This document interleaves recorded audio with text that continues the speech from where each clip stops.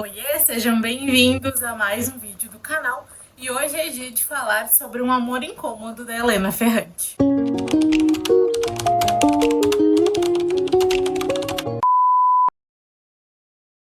Um Amor Incômodo foi nossa leitura de março do Clube Travessia. Se você não sabe do que eu estou falando, o Clube Travessia é um clube de literatura online e gratuito que eu e a Fê organizamos. Nós selecionamos 10 obras do clássico ao contemporâneo para ler ao decorrer do ano. Nossas leituras vão de fevereiro a novembro. Em janeiro nós tivemos uma leitura extra. E então, até novembro, nós faremos aí várias leituras coletivas. Então dá tempo de você participar. Não precisa pagar nada, nem se inscrever. Só seguir nosso Instagram, entrar nos nossos grupos do WhatsApp, que lá nós liberamos materiais incríveis, marcadores de páginas, tem sugestões de metas de leitura também. E ao final do mês sempre tem uma discussão. Ontem foi a nossa discussão do clube. E eu resolvi deixar para gravar a resenha depois, né, da discussão. Até para postar, não dar spoiler para quem terminou o livro. Então eu sempre respeito para postar o vídeo da resenha do livro depois da nossa discussão. Então toda primeira quinta-feira do mês aqui no YouTube é dedicado ao clube. Um Amor Incômodo é o primeiro livro da Helena Ferrante. Como vocês sabem, ela é uma autora italiana, mas ninguém conhece a verdadeira face por trás da Helena Ferrante. Ninguém sabe quem realmente é Helena Ferrante, se ela é mulher, se ela é um homem, né, o que ela faz, onde ela vive, quantos anos ela tem. Então isso é mantido em segredo. E O Amor Incômodo foi sua primeira obra publicada. E eu acho que depois disso ela demorou uns 10 anos para escrever as próximas obras. Salvo engano, posso estar errada. Mas então temos aqui a primeira obra da autora, que foi a nossa obra escolhida para o mês de março. Eu já deixo aqui um gatilho importante, que esse livro pode gerar ansiedade, pode trazer gatilhos, porque ele envolve violência doméstica, violência física, ele envolve algumas cenas, né, mais pesadas, assim, algumas descrições mais pesadas. Então é um livro que eu sei que não vai agradar todo mundo, que ele é 8 ou 80, ou você gosta ou você não gosta. Então, né, não é aquele livro que, ok, eu acho que ele é muito assim, ou você gosta muito ou você não gosta. E eu, infelizmente, sou do time que não gostei. E eu vou explicar um pouquinho aí os motivos. O livro aqui, ele vem todo em fluxo de consciência, e eu trouxe um conceito aqui do professor Luiz Paulo Faccioli, que diz que fluxo de consciência pode ser caracterizado pelo fluxo de tudo o que se passa no consciente do personagem, podendo conter pensamentos atrás do outro, raciocínios, impressões sobre o momento e associações entre ideias que passam pela cabeça do narrador. Tudo isso de maneira desorganizada, fluindo como o fluxo de um rio sem parar. Temos esse fluxo de consciência na cabeça da Adélia, que é a nossa personagem principal. Apesar de ter lido esse livro em 3 dias, né, eu não posso negar que a escrita da Helena Ferrante é muito boa, diferenciando aqui a escrita do enredo. A escrita dela flui muito, eu li muito rápido. A primeira metade, assim, do livro, meu Deus, eu engoli, eu li em um dia. E aí a segunda parte, ela foi um pouco mais arrastada, porque ela trouxe essas cenas, essas sensações que me incomodaram, que me trouxeram ansiedade, que realmente, assim, ficou pesado pra mim. Eu até comentei com a Fê que tinha horas que eu tinha vontade de não terminar esse livro. Eu realmente só terminei porque era um compromisso meu com o clube, né? Era algo que eu organizo, então que é um compromisso meu todos os meses.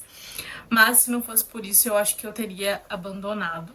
E ele me trouxe, assim, muitas sensações ruins, esse livro. Eu ontem, até antes da discussão, eu falei pra ela que tinha, parece que, desaparecido esse livro da minha mente, que eu rememorei muitas coisas. Eu tive que, né, abrir o livro, folhear, olhar as minhas anotações. Por isso que eu sempre gosto de fazer as anotações, né, porque quando acontece isso é só eu abrir o livro, tá tudo ali, o que eu achei naquele momento, as sensações. Então eu acho isso muito importante. E eu acho que apagou um pouco da minha memória por eu não realmente ter gostado, assim, por ter me trazido essas sensações ruins do livro. Ontem, só de revisitar o livro, já vieram essas sensações, só de comentar ali. Então, foi um livro que realmente me incomodou, que me perturbou. Talvez esse seja o nome, né? Um amor incômodo, talvez seja essa a intenção da autora. Mas, então, vamos comentar aqui um pouquinho sobre o livro. Então, aqui temos a Adélia, que é a personagem principal. E no dia 23 de maio, na data do seu aniversário, ela recebe a notícia de que a sua mãe tinha falecido. Esse aqui não é um spoiler, é a primeira linha do livro. E aqui, então, ela recebe a notícia que a mãe, ela morreu afogada no mar, não lembro de decorar o nome, no mar de um lugar chamado Spacchiavento, a poucos quilômetros de Mitur. E ela disse que precisamente ali naquela redondeza era onde eles costumavam passar as férias de infância. Então a sua mãe morreu no local onde eles passavam, né? Tinham o costume de passar as férias de infância. E também uma coisa muito inusitada é que a sua mãe foi encontrada, né, seminua, apenas com um sutiã de uma marca muito cara de lingerie. Então era algo que a mãe dela não costumava usar, né? Roupas caras, principalmente roupas íntimas, então isso não fazia parte da sua mãe. Então ela ficou assim com alguma suspeita, ela ficou meio inquieta sobre isso. Por causa da morte da mãe dela, resolve ir para a cidade natal, onde a mãe dela morava, e tentar investigar o que realmente aconteceu com a mãe dela, o que se passou nos dias anteriores à morte. Então ela começa a ter esse espírito de investigação.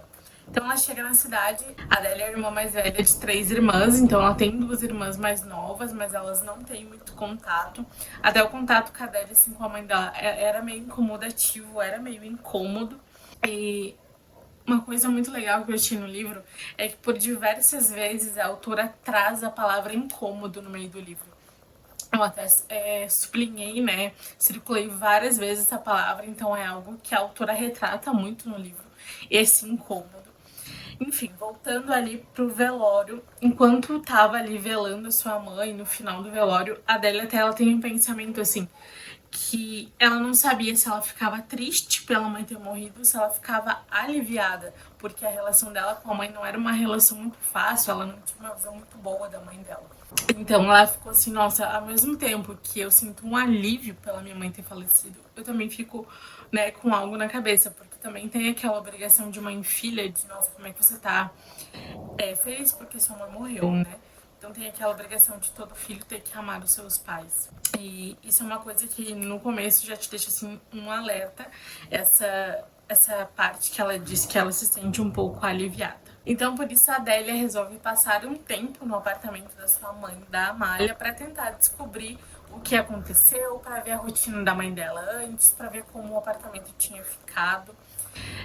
A Amália, né, a mãe da Adélia. Gente, se no meio assim, do livro eu confundir Délia e Amália, vocês me dão um desconto, porque são nomes que eu sempre confundo. Então, de vez em quando ele pode sair Délia no lugar de Amália, Amália no lugar de Délia, mas eu acho que vocês vão entender. Então a Adélia ela foi, né, passar esse tempo no apartamento da mãe, da Amália. E a Adélia tem um tio, que é o Filipe, que é irmão da Amália. Então a Amália ela tem 3 homens na vida dela, muito problemáticos também. Que é o Filipe, que é um irmão, mas é uma pessoa assim meio estranha. O pai da Adélia. E uma pessoa que vai surgir ali no meio, que é o Caserta. Então esses 3 nomes na vida da mãe. Então ela vai ali pro apartamento para tentar descobrir. Tem uma vizinha que ela vai tentar assim, ter um contato com essa vizinha para saber qual era a rotina da mãe dela, o que acontecia. Então, conforme ela chega no apartamento, algumas coisas estão no lugar. Ela encontra assim no banheiro da Amália muitas roupas íntimas no lixo, junto com uma camisa, né, de um homem, e roupas íntimas caras, que não era o costume da sua mãe. Então ela, né, pega ali a etiqueta da onde eram essas lingeries e vai, né, começar a investigar. Ela vai até essa loja de lingerie para descobrir quem é o dono, para descobrir como é que a mãe dela foi comprar, se a mãe dela foi comprar ou se ela tinha ganhado de presente. Ela tenta conversar com as vendedoras para tentar descobrir mesmo o que aconteceu. Então ela tem assim uma vontade de ir atrás, talvez porque ela não tinha intimidade com a mãe dela e agora é como se fosse uma espécie de tentar se reconciliar, de reconciliação, mas ao mesmo tempo vocês vão ver que também é uma forma de querer, mesmo depois da morte da mãe dela, humilhar ainda mais. A gente vai começar a descobrir que tudo isso acontece, né, que são pensamentos dentro da cabeça da Adélia, porque ela veio de muitos traumas na infância. Quando ela morava com os pais, o pai da Adélia batia muito na mãe dela. Muito mesmo, assim, de espancar, de sair sangue, de ficar inconsciente. O pai dela era muito ciumento, então ela veio de uma família muito problemática. E a gente vê isso retratado na Adélia, né? Que ela tem tudo isso que ela passa por causa desse histórico. Os pais dela, o pai dela era pintor, de quadros, de telas, de pintor de arte, né? E a mãe dela trabalhava em casa com costuras. E tinha uma pessoa que agenciava as telas do pai, que era o Caserta. E que o Caserta, ele era casado, ele tinha um filho da idade da Adélia. Mas ele mesmo assim, ele dava um pouco em cima da mãe da Adélia, né? Da Amália. E a Amália, na frente do pai dela, ela sempre, né, era muito íntegra. Quando saíam juntos, ela não olhava pro lado e tal. Mas o Caserta, ele começou a flertar com a Amália, a dar alguns presentes. A Amália recebia, continuava usando. Mesmo sabendo que o marido ia fazer o que fizesse, ela continuava usando, como ela estivesse confrontando ele, sabe? E quando saíam só as duas, só a Adélia e só a Amália, as duas juntas, a mãe dela era uma pessoa totalmente diferente, totalmente aberta. Então, perto do pai ela era uma pessoa e longe do pai ela era outra. E uma coisa muito importante que, assim, eu registrei é que a gente, né, como a gente tem a visão da Adélia, só é a visão do que ocorre perante os olhos dela, perante o entendimento dela, a gente tem só a visão dessa personagem, a gente não vê a figura das duas outras irmãs, nem ali na convivência na infância, nem depois. Então é como se as duas irmãs fossem excluídas. Então ela vai começar ali a rememorar os últimos passos da mãe e isso vai misturar com a sua infância. Então conforme ela vai investigando o que aconteceu com a mãe, vem os fatos da infância e isso vai virando uma bola de neve. Então tem que prestar muita atenção porque esse é o fluxo de consciência, né? É tudo que vai acontecendo na cabeça da pessoa. Conforme ela vai pesquisando sobre a morte da mãe, ela descobre que o dono dessa loja de lingerie agora é o Caserta. Sim, aquele mesmo que era o agenciador das telas do pai dela, que estava em cima da mãe dela, é o mesmo, né? Só que hoje quem administra a loja é o filho dele, eu não lembro o nome agora de cabeça, mas ela vai conversar com ele e ao mesmo tempo que ela vai tentar provar uma roupa, ela vai se sentir a mãe dela. Então, assim, é uma trama cheia de problemas, de gente problemática. Isso me incomodou um pouco. E aí tem algumas cenas, algumas relações sexuais que acontecem ali com a Adélia e com o homem, que eu não vou falar aqui quem é, mas que a autora descreve muito, isso me incomodou muito. Ela traz algumas descrições assim nojentas, incomodativas. Tem uma descrição que nem é de cunho sexual, que ela fala da axila e tal. Depois, no final do livro, que isso assim, me deu nojo, me deu asco, sabe? Então acho que isso que me incomodou muito, essas descrições muito abertas e muito específicas do livro. Talvez é algo que eu não goste, né? Que me incomode, que para alguém possa não ter problema nenhum, mas é algo que me incomodou. Então ali, conforme ela tem a relação com esse homem, a gente vê que ela já teve uma relação com ele na infância, não é bem uma relação, né? Mas ela traz enquanto ela vive isso do presente, ela traz isso do passado dela. Agora eu vou falar com um pouco de spoiler, mas sem citar nomes, para não dar tanto spoiler, se você ainda quer ler. Eu acho que não vai estragar a experiência do livro, mas a partir daqui eu vou falar alguns spoilers. A Adélia, ela foi abusada quando ela era criança. Então, a mãe dela sabia do que acontecia e se omitiu. Então, isso é um trauma que ela carrega, né? É algo que depois disso ela ficou muito traumatizada, que a mãe dela sabia do que sabia e não fez nada. Então ela criou ali uma barreira de relação com ela, que a mãe dela é justíssima. E a Amália e o Caserta, eles acabaram tendo um caso. E aí, depois de um tempo, a Amália, ela descobre que a Adélia meio que falou sobre esse caso e briga muito, né? Então ela culpa muito a Adélia de ter contado essa relação, só que a Adélia era uma criança, então não sabia o que estava acontecendo, só falavam que os dois estavam juntos num quarto, mas não sabia o que acontecia. E conforme ela num quarto, e esse quarto era numa mercearia do pai do Caserta. Então ali as crianças ficavam brincando, a a Adélia e o Antônio, que acho que esse é o nome do filho do Caseta, eles ficavam brincando, os pais iam para esse quarto, e tudo isso na mercearia desse avô. Então ela lembra, né, desse lugar e ela vai contando. Ela vai contando que a mãe dela e o Caserta, eles iam para esse lugar. E agora adulta, né, conforme ela tá ali investigando a morte da mãe dela, ela vai até essa mercearia, que hoje não existe mais, é fechada, interditada, mas ela entra lá para reviver algumas coisas. Então ela revive ali muitas coisas do seu passado, da sua infância. E ela entra nesse quarto em que aconteciam as coisas com a mãe dela e com o Caserta. E ela revive, ela então ali ainda tá algumas coisas iguais como era antes, enfim.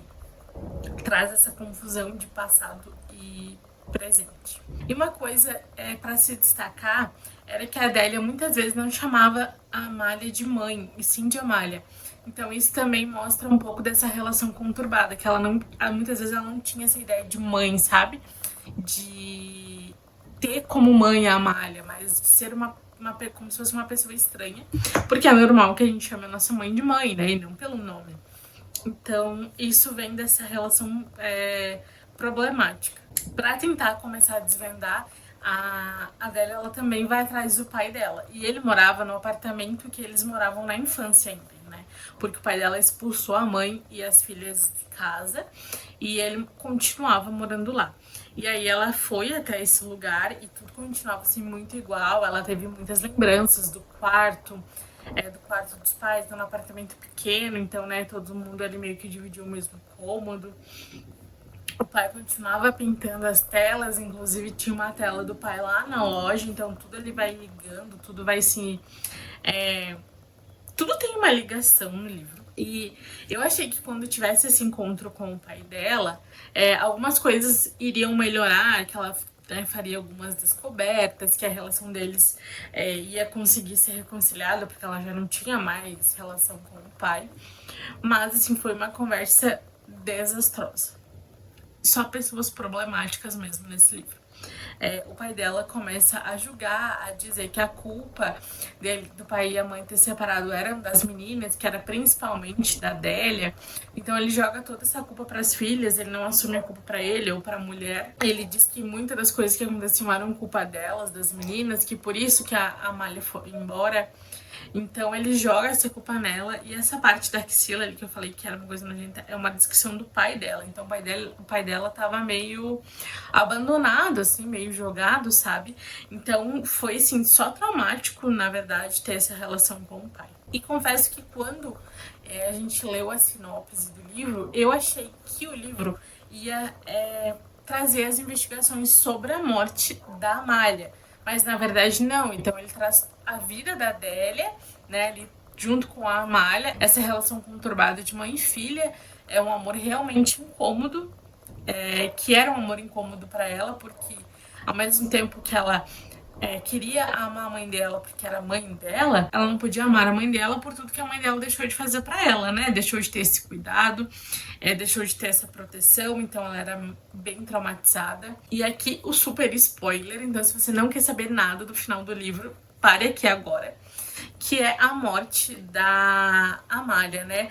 A Amália, ela morreu ali dentro do mar e tal, mas fica meio em aberto ali se ela se afogou, né, se ela se suicidou, se alguém matou ela, porque ela tinha bebido antes de entrar no mar, ela tava com o Caserta, então ela ainda tinha essa relação com o Caserta, e então eles beberam muito e ela entrou no mar e se afogou. Só que aí eu fico pensando, será que ele instigou ela a beber?